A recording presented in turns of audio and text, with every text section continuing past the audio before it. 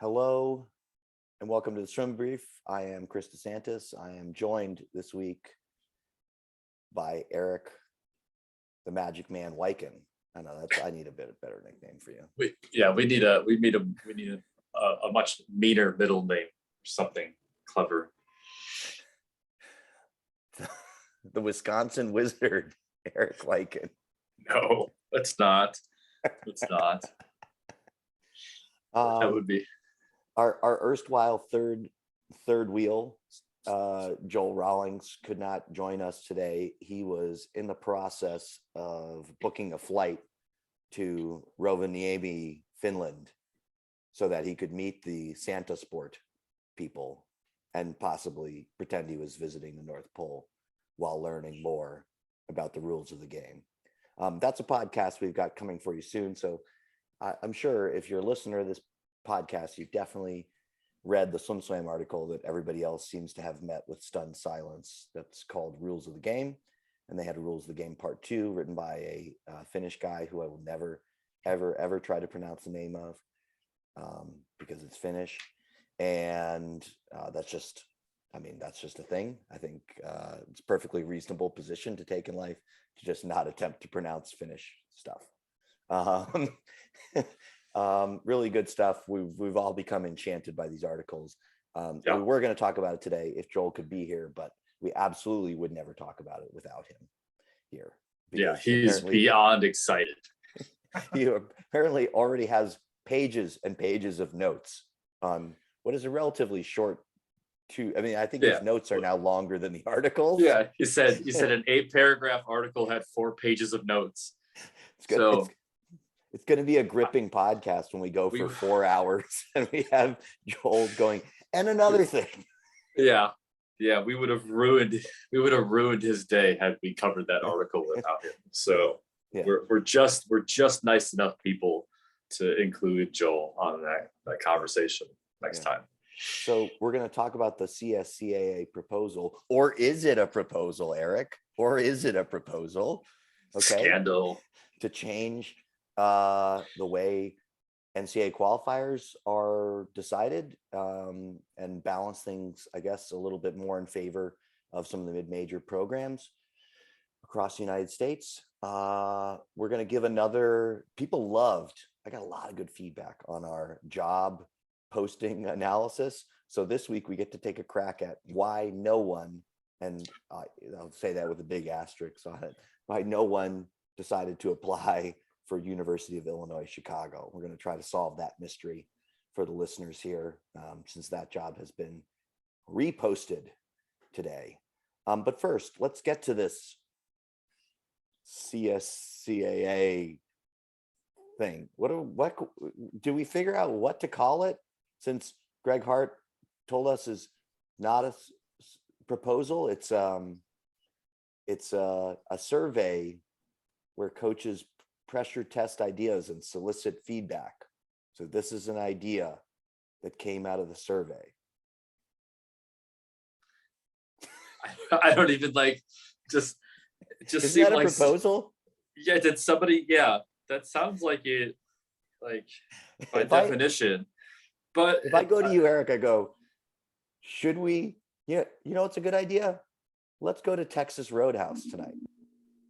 Is that just an idea I've shared with you, or am I proposing that we go to Texas Roadhouse tonight? Yeah. it just seems like okay. You have this idea that you think is good, but you're wording it in a way so that you leave yourself an out, or it's like I didn't think it was a good idea either. Right. So it was just an idea, and I guess we found out it's a terrible idea. I wouldn't want to go to Texas Roadhouse anyway. So right. I mean, that restaurant sucks. Why would I want to go there and peanuts on the floor and way better. We should go Longhorn for sure. Yeah. Or not Outback. Outback sucks. No. Eric. Everybody knows Outback sucks. I wish they were good, but they're not. So I don't know that we need to get so much into the details of this non-proposal, because I think more what would be good would be discuss the principle of it, which is, we have a system right now that exists for selecting swimmers to the NCAA championships that essentially nobody argues doesn't select the best possible field for the meet. I've never seen anybody go, this is not a fair way of selecting it in terms of having, on the whole, the most sort of competitive championship. And this proposal sort of seems like an attempt to make swimming more like college basketball, in the sense that, if you're in college basketball and you win the Mountain West Conference tournament, you automatically gain a bid to the NCAA tournament. And this idea would be some form of, with some details to be hashed out, right? But some form of, you win the 100 breaststroke at the MAC championships, and MAC has traditionally had, a certain number of pretty good athletes in it, and that automatically gains you a spot in the NCAA championship. So I guess my question to you is the current system for NCAA qualification broken, and do we need to fix it? I think from a standpoint of qualification and having the best athletes and being the most fair, it certainly is the most fair. Like there's just no argument about it. You can't make the system more fair in terms of who gets to go to the meet. You're never seeing the 60th place person making it into the event individually, unless that person's on a team who has somebody who has qualified and they happen to be on a relay. But at no point does the 60th seed ever jump the 30th. Right. So in that sense, I don't see any issue with the current format as it is. I don't see it necessarily be broken. The only thing and obviously there's a numbers game here in terms of revenue, for which there is no revenue from this NCAA championship meet. But you just look at it from a standpoint of, like, there's 64 teams getting, or 68, sorry, including the play-in. So I'm a terrible sports ball fan when it comes to the NCAA. So I don't know how many Division I teams are eligible for the NCAA tournament. Right. To say what's the percentage of that 68 compared to the total number. I guess the only way to make this a more exciting thing, and I'm going off of your question and going into the next part of it, is like, if we didn't have to drop the numbers from where they are, which is already really low when you look at it, we can't even, there aren't 4 heats of individual qualifiers on the men's side per se, right? Or there are almost exactly 4 heats, but then you fill in with B times and stuff like that. But I can't. No, there aren't 4 heats of people that made the cut. Yeah.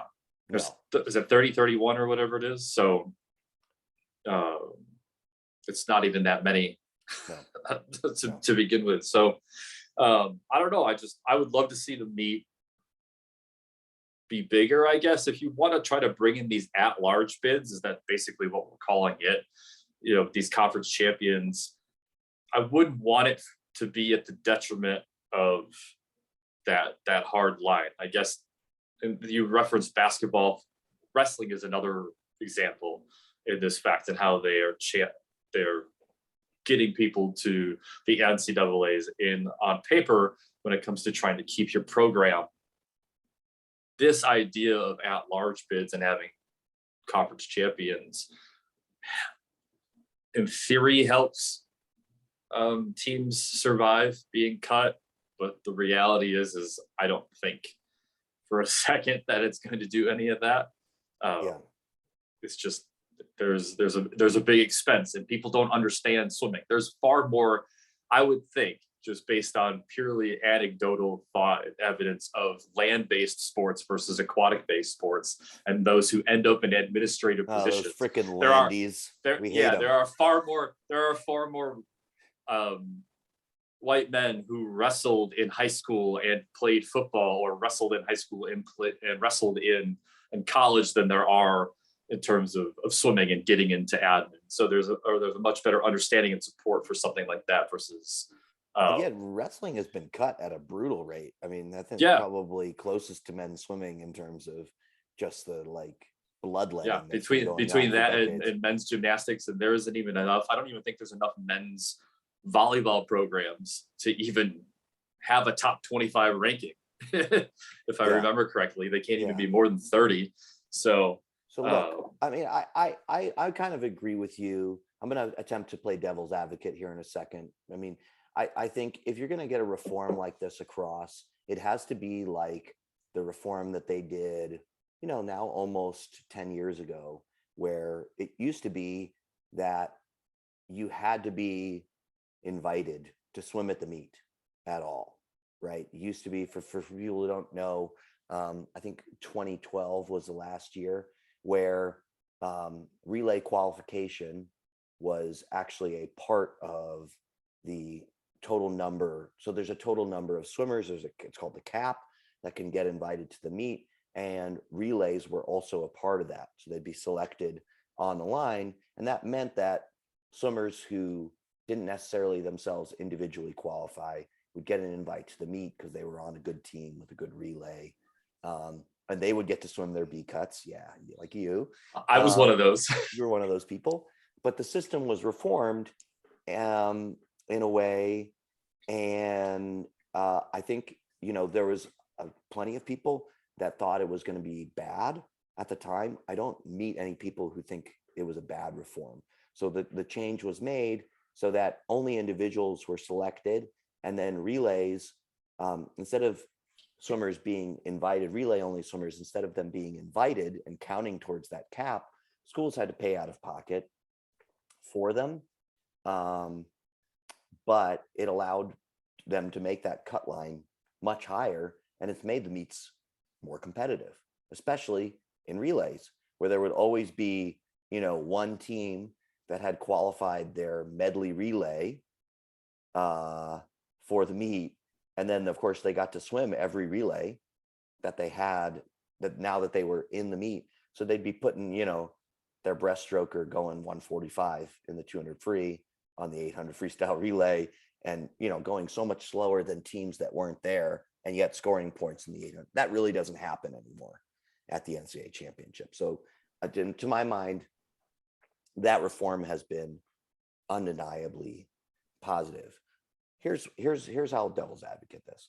I think in the short term, if they were to adopt some sort of system like this, it would result in a less competitive NCAA meet. And that would be a lump to absorb, with the promise that you know, over time, swimmers would look to go like, well, maybe I do want to swim in the MAC, you know, maybe I do want to swim in the Horizon League because I have a better chance of making the NCAA meet, right? And that's a big goal for me. And talent, you know, would redistribute itself. There might be less likely to be 23 guys on Texas that can make the NCAA championships, you know, and have to get left at home. And I think that would be a good thing, but it's a big leap to take. What would you say to somebody who was pumping that aspect of it up, that we're gonna boost up some of these mid-major programs with us? I think certainly think there's potential. I mean, there would be some argument to whether or not the coaching staffs would be capable of maybe taking some of those athletes, and maybe we're not giving enough firing shots at the mid-major just coaches. let me finish. Eric doesn't believe in any of you. Would you He just thinks you're let me all finish? garbage. This is what I deal with. 7 listeners. Can't even get an idea out. Can't even get a word out. Brutal. All right, go on with about how all mid-major coaches are trash and can't make athletes all right. good. So not all mid-major coaches are trash. Maybe there is the fact that they aren't getting those athletes, and now they have that opportunity to really show and showcase their ability to coach those athletes. Yeah. So I think in a short term, there might be some growing pains, and the reality is that a lot of those coaches who would be in those positions that are capable of doing it and just aren't capable of cracking into a Power 5 conference school because they don't know the right people or they don't say the right things to the right people. Yeah. They don't drink the Kool-Aid, so they end up, at mid-major schools. So I think it would definitely be a benefit in the medium to long range that some of those coaches that are in mid-major would get found out and be like, this coach that's really good in the MAC or the Horizon League actually and we're is a using really those great two coach as examples because we don't know any other mid-major conferences. Yeah. So yeah. So, all of a sudden it's like, oh, this coach really is great. They just don't have the stable of of thoroughbreds to work with like they do. So yeah, there could be much more parity across that. So I would be optimistic in that sense. And at the same time, it's like it would just take time for people to trust, I guess, if you would, the mid-major coaches to be able to handle those athletes. But it's incumbent upon them to be able to sell that to that athlete who's looking to go the quote unquote easier route to making it to the championship meet. Yeah. But I do agree. I do agree that it would be short term. It would be a little bit easier, but in the same sense. And that's why I think it's probably a non-starter because you create the other one. You've essentially created a win-win for everybody. This one, a lot of people are going to feel like they're losing if this comes across as a change. And so I just don't see it. I just don't see it coming. Speaking of mid-majors, University of Illinois, Chicago has reposted their head coaching position. And I'm going to give my opinion on it. Then, you're, of course, as always, welcome to share yours until I interrupt you in the middle of what you're saying and just attempt to steamroll you. I think, look, I'm going to go on the assumption they did get applicants for this job when they put it up for the first time, which I don't know the exact date of which, but it was actually quite early in this because they weren't involved with any of the NCAA stuff. So I think they were like ahead of the NCAA championships with their original posting, if I recall correctly. But well, I'd be really pissed if I was one of those people that had applied right now, because essentially what they've said is like, you were nowhere near what we were looking for or what we thought we could get for this job. So we're just gonna roll the ball back out there again. What concerns me is, because again, anytime you see something like this, and as we are seasoned observers of job boards, I just look at this and I go, you're a coach at a mid-major team, you're understaffed, you are at maximum, according to this job posting, getting paid $85,000 to live in the city of Chicago. Who wants this job, honestly? That and like, are they being really realistic with who might want that? Or is they still thinking like this job is more attractive than it really is? That to me seems to be the problem that University of Illinois Chicago is having. What do you think? Yeah, I don't disagree. The first thing I saw after you mentioned that it was reposted, I went back to the job posting and it legitimately says deadline extended. And I didn't look at the salary range the first time I saw the posting. And then I saw it's like 65 for running a combined program, living in Chicago. And on top of that, living in Illinois, which has some of the highest taxes, in the country. So your 65 doesn't go very far. Your 85 doesn't really necessarily go far. So yeah, I just curious to see, like you said, do they think it's a much bigger destination job than people think it is? They're looking at that it's Chicago. Everybody wants to be Chicago. Chicago's a major city. It's a major market. Well, swimming is not a major market sport. It never has, never will be. And you're looking at somebody who, if they are on the younger side looking at UIC, is this a short-term 4 to 8 year stepping stone job because I don't know if you're necessarily getting somebody who has a family and is established wherever they are to move into Chicago and work, 60, 80, 100-hour weeks at times for 85 and be away from their family. And then on top of that, be in the midst of the city itself. Just doesn't seem like there would be the draw for the type of person that might be able to be there and want to be there long term. And for all we know, this athletic department, like maybe in a lot of situations, don't understand what they see when they look at a swimming resume. They like you said, they might have some expectations. Like we want a Power 5 assistant to come in.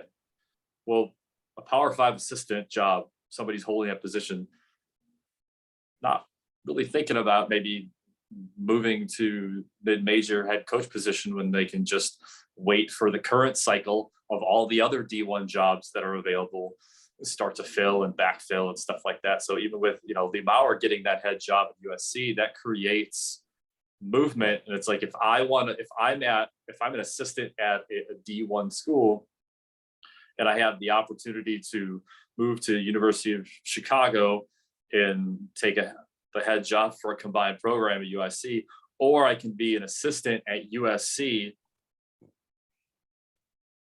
I'm going for the assistant job. 100%. That's the step that's going to get me there a little bit faster, because for all intents and purposes, it could take one season and all of a sudden you're listed as an associate head coach, which is a big deal. That's how it seems to be going within the market, that by the head coach giving that assistant that label, that looks really good to ADs. So when it is their time to take on a head job, they have that quote unquote head coaching experience. Right. So I don't know. I look at it and it's like, I think they not lower their bar, but just not expecting the kind of resume that I guess maybe they expect of their program, to get the kind of person, or they just, nobody wants the job. Yeah, or maybe the most obvious answer, really nobody applied. I think the value proposition is real. Like if I take a step back and look at it the way we looked at jobs last week, I think the value proposition is really tough for coaching at UIC as currently constituted. You're right. People will go, well, don't go there. Don't go and work 60, 80-hour weeks. Okay, well, guess what? You're probably not going to get better. And then you're either in a few years fired from coaching University of Illinois, Chicago, or you have no job prospects to do anything else. Is that what you want? So I think anybody with half a brain is looking at it and going like, this is going to take a lot of work for this to make for me, versus like you could, like you said, you could go to USC, you're going to work super hard because things are really competitive there, but your chances of getting to where you want to get career-wise, being an assistant coach at another Power 5 conference school, are probably a lot better than going here. So, I think they're in a really tough spot with regards to that. They're gonna need to accept a young, if they won't budge on this salary, you're gonna have to expect a young single person who's looking to make that next step up, where they would have been an assistant at a strong mid-major, or be the head coach of a D2 or a D3 team, where they're trying to get their foot in the door at the D1 level, where that's where it is. But to your point, it's like when people talk about, well, don't work 60 hours. So let's just assume that you offer morning workouts Monday through Friday, right? And your workout finishes in the afternoon every day at 4:00. That's 6 to 4 every day, Monday through Friday. That's 50 hours on campus / awake before you even get into recruiting calls or Saturday practice. Right. So it's like, you're automatically, as the D1 head coach, you're automatically locked into minimum 50-hour weeks without even thinking about doing anything outside of that, let alone recruiting. It's 50 hours before recruiting. And like, I think they have a decent sized facility, but do they have a big enough facility that they can practice the whole team at once? Because even the consideration with some of these combined programs Like if you're a combined program and you have an 8-lane, 25-yard pool, you're running 2 practices in the afternoon, back to back, because you can't fit everybody in. So that's just another, double your time on the pool deck because you can't. So yeah, there's a lot to go into that. All right, that's enough bagging on Illinois, Chicago. I know eventually I'll want to work there. So we'll just delete these when that comes up. We thought since we had a slow news week and our big topic that we really wanted to discuss was ruined by Joel, we would do a little bit of something we do very sporadically and randomly, a little bit of like, what are we reading? What are we watching? What are we learning at the moment? I'll let you go first. Well, I'll start book with recommendations. I can't wait. No. That was just funny because I go ebbs and flows with books. I'm not gonna lie, and it's been a while since I actually read a book. Okay. I'm sure many of people who listen to this podcast are aware of what's going on in the world. So there's been a lot more of other things to read and try to keep up on. Trying to be as informed as possible. It was funny. I found a picture tweeted out earlier this week where it was 2 people walking down the street, and one of them was telling the other one, "I'm having a hard time with the idea of being well informed is in direct competition with keeping my sanity. I don't know how to maintain that balance." And right now it's like there's so much going on, it's really difficult to read, which is why it was so exciting to see this 2-part article come out and then be able to talk about it next week. But the reality when it comes there and nerd out about something. And I mean, honestly, if those you haven't who listen to this and haven't read it yet, it's arguably the best writing that has ever been on SwimSwam. Yeah. Without question, it's been the most informed and informative information that's been on there. And I would love to see this take the place of anything that Gary Hall Sr. posts. Please. Like, just please. I don't care if it's just like bathroom thoughts by the guy that wrote that, or shower thoughts or whatever it is. Like, I would rather see this guy post a three paragraph thing about the thought he had in the shower as far as propulsion or hyper streamlining or whatever it is. Muscle chaining and explosions. We're coupling spoiling so much of it. Stop. So the reading has been a lot of on, unfortunately or fortunately, on the political side, to kind of stay informed with what's going on, and with the primaries coming up in November, it is a pretty big deal. I'll let you get into reading before we can bounce back into what are you watching? What are you watching, and then what are you listening to? Well, so I'll say I'm also not much of a reader of books anymore, as ashamed as I am to admit that. Well, you don't have the attention span. My attention span has been challenged. I am working on that at the moment, to build some new habits in terms of the way my attention works, and things are getting better, and maybe I'll share that on another podcast at some point. I would say a lot of my research mind has been turning towards, actually a month from today, I'm going to be flying to Denmark.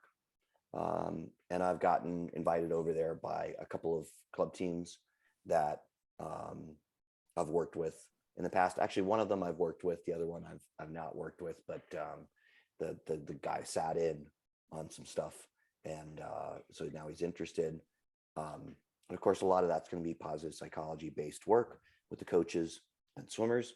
But a really interesting part of that as well, something that's a little bit new for me, is they've organized a seminar over there. I'm going to be giving a talk. And we spent a lot of time thinking about, what are we going to put in this talk? Like, what are we going to invite people? What are we going to tell people they're coming to see? And of course, there's going to be some positive psychology element to it. But the question that I've been wrestling with, and they were like, I said to them, well, what would you really want to come and see if I was going to be there? They said, like, you've been in America, you've been over here coaching. We're an insular country with, the best way I can say to describe the Danish swimming scene to people is, imagine your LSC. Now imagine that's a country. So if you're a club coach, imagine your LSC, that's a country. And if you have the best swimmer in your LSC, they're going to international championship meets. And you can see how quickly, like if you just think about that on that scale, how insular and intimate everything gets, and how without even realizing it, you all end up working under some common assumptions or sort of common strictures and all sorts of other stuff. So they've asked me to give them my headline thoughts on what I see as sort of some of the comparative strengths and weaknesses of the system. So I've been, finding myself daydreaming day after day about because there's a lot, what things I want to tackle in that regard, what things I want to sort of highlight and how I want to bring them up.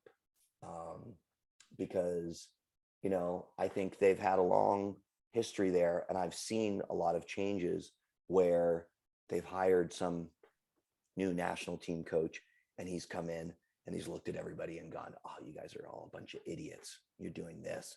And he just sort of browbeats everybody. And it does change things. But I can't see that being the best way to change things. That sounds terrible. Yeah, no, it's a miserable experience for everybody involved.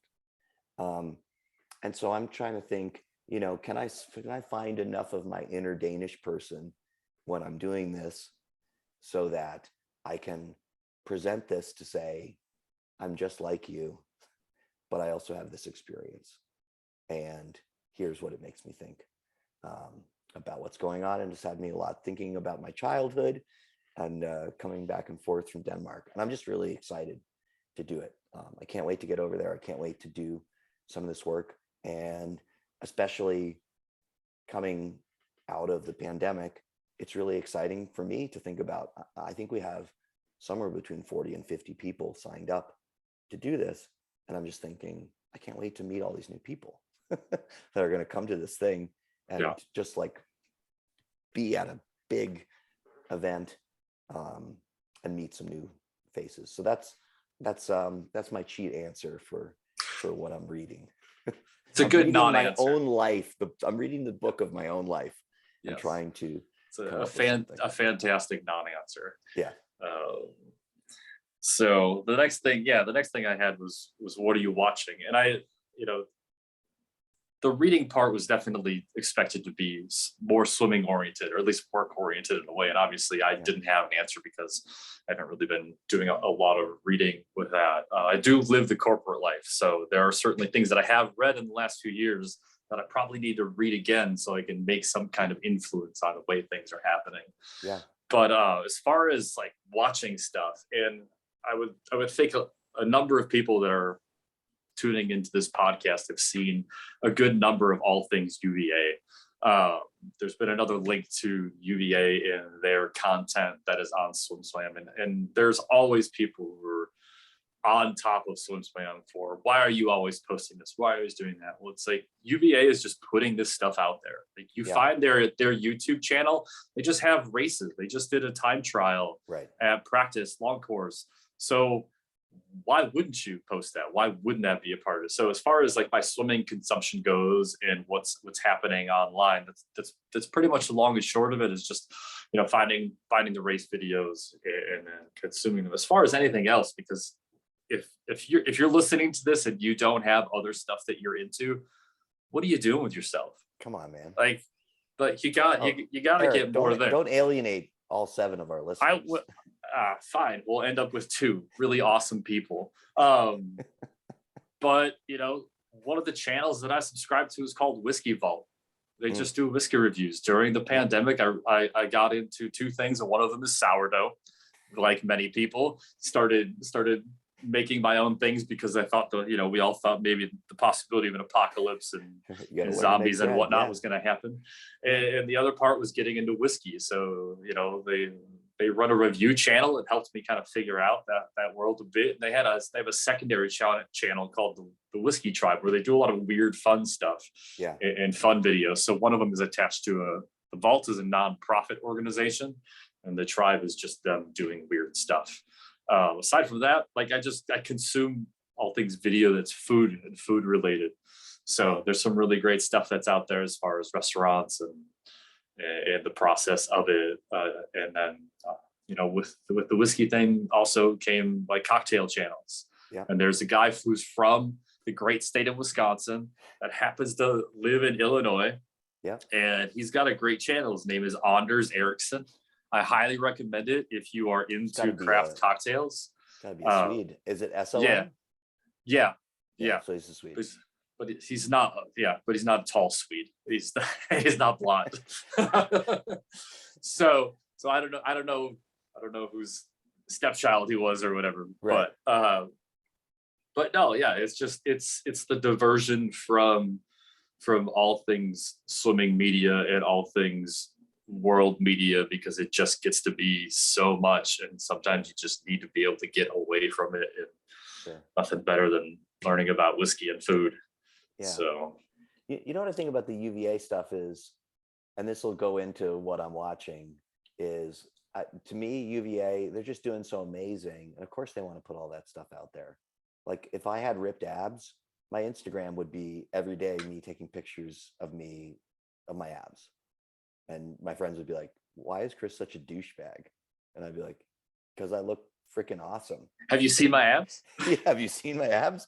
You think I'm going to hide this? Like, that's sort of what I think of with UVA. And I don't know why more places actually goes a bit with what I'm going to talk about in Denmark, but I don't know why more places aren't just unapologetically proud of what they're accomplished. I think there's many programs that could also, it's just not just because you're not, UVA, you got a lot of stuff to be proud of.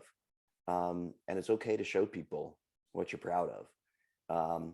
And I know social media stuff can get really, really toxic. Believe me, I run social media for Jersey Wahoos. And if you look after listening to this, you'll see that we're pretty sparse in what we post. And part of that is very purposeful, because things can get, if I post congratulations to one person on our team and somebody gets missed, well, you believe me, I'm hearing from the parents of the person that got missed, or why didn't you post something about this meet or this honor, or so that stuff can run around pretty quickly. And I said, going hand with what I'm watching, I mean, in the YouTube rabbit hole, people know I've been watching More Plates, More Dates.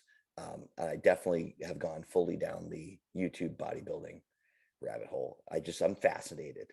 It's like I'm kind of like an anthropologist. I'm like, I've always wanted to know what is the deal with these guys? Like, what is the deal with these guys? And I just cannot stop. It's an absolute guilty pleasure of mine. It's so funny. I've had a couple of them like pop through from the algorithm. Yeah. And I'm like, and I could see the channel or see the video starting, like, why is your shirt off?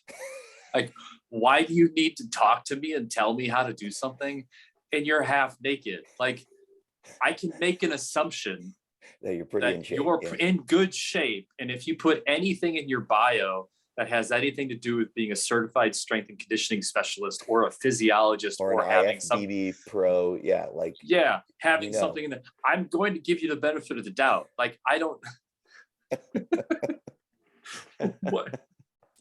Like, I need to see every single muscle fiber work and contract so I know what the exercise actually does. Eric, it's like my soap operas. Like, the thing is, because what I really get into is the content where like one of them says something mildly critical of the other, and the other guy like has to respond on YouTube and go like, I can't believe Greg said this about me, and I'm like, that's the drama that I want to see. I don't know. I just got sucked into it and the characters. Housewives. And it's my Housewives. It's my, Days of Our Lives. I'm just watching a bunch That's of jacked hilarious. guys argue with each other on YouTube. Get all upset. And I will say, I also got the chance to watch finally, after, every single person I've talked to in my life was like, have you watched Ted Lasso yet? I did finally watch Ted Lasso with my wife. We power streamed 2 seasons of it, just right through. And of course, I enjoyed it very, very much. I love that there is a popular TV show that depicts somebody coaching, and that there are there is legitimate coaching that you can observe in the show. Of course, like any show, I don't want to be like that surgeon, douchebag who's like, oh, well, actually on ER, they're not really doing the operations correct. Like, yes, okay. There are some stuff that he does where I go, you wouldn't really be able to do that in like a real coach. I don't think he's actually a soccer coach in real life while he's right acting alongside it. But I enjoyed it immensely. And I would just throw my name in the hat of people who think it's just great that it exists. It's wonderful. And I particularly like the second season, them bringing in the sports psychologist. And I thought for a lot of it was pretty serious portrayal of that. And it dealt with some sort of heavy issues. And I'm hoping we're building towards something of I'm trying not to do spoilers for anybody who hasn't watched, building towards something of a personal revelation for Ted himself through some of that. So I think that's been great. Oh, awesome. And then lastly, what you're listening to, this one was kind of like everything and anything. So whether it's podcast, music, and as far as podcasts go, I don't do a lot of swimming podcasts listening to. I mean, obviously Swim has had some really great guests. They have, every now and then and it's nothing against, the typical podcast host that they have on there, but anytime McCaffrey is up in the lineup and he's having a conversation with somebody, definitely one where trying to tune in, because, he hasn't lost that touch, even though, between coaching and everything like that, and being a part of the original Flow Swimming, like he still has all of that, and it's always great to listen, watch the interview, which are actually they're a bit more fun to watch, because you're getting a little bit more of the energy of the coach itself and how they articulate things and stuff like that. It's a little bit of a weird podcast at times, but if you haven't heard of it yet, it's called The Hot Dog is a Sandwich. Every now and then they get I into agree with that. It is a sandwich. Yeah, it is. And recently they haven't gotten too much in the debate as far as what things won. The last one they had is Are Nachos a Salad? And it's just some things like that. They'll sometimes go into, the background of a particular dish or a particular, and the host itself, he's really kind of an anthropologist. He has an incredible amount of knowledge when it comes to just in general and culture and where things come from and what dishes can be the result of. So it is interesting in that sense. So when it comes to podcasts, I've been getting a little bit more into some comedians podcasts, and from the standpoint of just, I want to hear where their minds are, what they talk about, how they think about things, and just, the psychology of that. So there's been a couple of Conan O'Brien ones that I've listened to. Some have been a little bit too much yelling from Conan O'Brien. I gotta, ratchet down the volume. But as far as music, this is one of these things where it's like, if you're only consuming swimming, what are you doing with yourself? And I've really begun to branch out in terms of music. I have a really great friend that has just shot me songs from different artists and everything like that. And YouTube has created this little algorithm push, and it's really gotten me into more of a punk vibe into a lot of the music that I listen to. Not just straight punk, but there's a lot more fast paced, a little bit of rock to it. So for those of you who haven't heard or are looking for a couple of different artists, Iguana Death Cult, definitely one to check into. King Khan and the Barbecue Show, These names. The Frights. Okay. Their self-titled album. I actually just picked up. You can't actually buy the vinyl. It's not out anymore. All right, get on with this. Come Nobody's on, man. buying the vinyl, Eric. I am. I'd turn around the camera and show you the beginning of my vinyl collection, but my apartment is a disaster. I don't have to worry about little kids running around and accidentally breaking things. And then the Red Pears is a new one that I've just kind of come across. So just getting into different genres. I know a lot of us have our safety valves, things that we go to, but just put something else in the streaming service and let it play and see what you can't find, because why the hell not? I know you're shaking your head no, because you just can't. I don't know what's wrong with you, but you know what's wrong with me is the first time I listen to any song, even if it's a song I'm gonna absolutely love and want to listen to like thousands of times, I'll go, this song sucks. That's my instinctual reaction to the first time I listened. I think that was our relationship for like the first 2 years. Like, this guy sucks. And I had to fight my way into the first time anybody tries to talk to me, I go, ugh. Yeah, every time I say something, it's like, that's a stupid idea, except you don't actually say it, you just laugh and be like, oh, listen to you. Yeah. So the day in the life of being an acquaintance of Chris DeSantis. It's really hard for me to get into new things. I'm like you. I mean, I think I listen to even less swimming stuff. I have been listening to more Brett Hawk, probably, because I text with Brett sometimes now, just so I have like a group text chain from those NCAA live shows, and it helps me to like filter a little bit, because I think I like some of what he's putting out there, but I don't want to listen to the whole podcast. I just it's too much for me. So I sort of need like somebody tell him, and it's fine. We admitted to each other that we don't really listen, and I actually probably listened to pieces of his. He definitely doesn't listen to any of mine. So like, if we got to this, because he would never have texted you anymore. No, then I, but like, if I said right now on the podcast that like he was just like, like a little puny tiny man, that like is insignificant, like he would never listen to that. So like, we're fine, right? Nobody's going to tell him. Nobody that listens to this is going to tell him that. So we're fine. So I've been listening to a little bit of that. I can't even really watch most of, sorry, Garrett, I love you to death, even his interviews on SwimSlam for some reason. I just can't get into them. I really can't get into Coleman Hodges doing anything. He's too happy about everybody he's interviewing. So I'm sure Garrett might hear this, but at least that he doesn't listen. He can't even handle Coleman, who's too happy. He doesn't listen either. Garrett doesn't listen either. So as long as nobody tells him, you guys are cool. Okay. Be cool about it, guys. Be cool. Okay.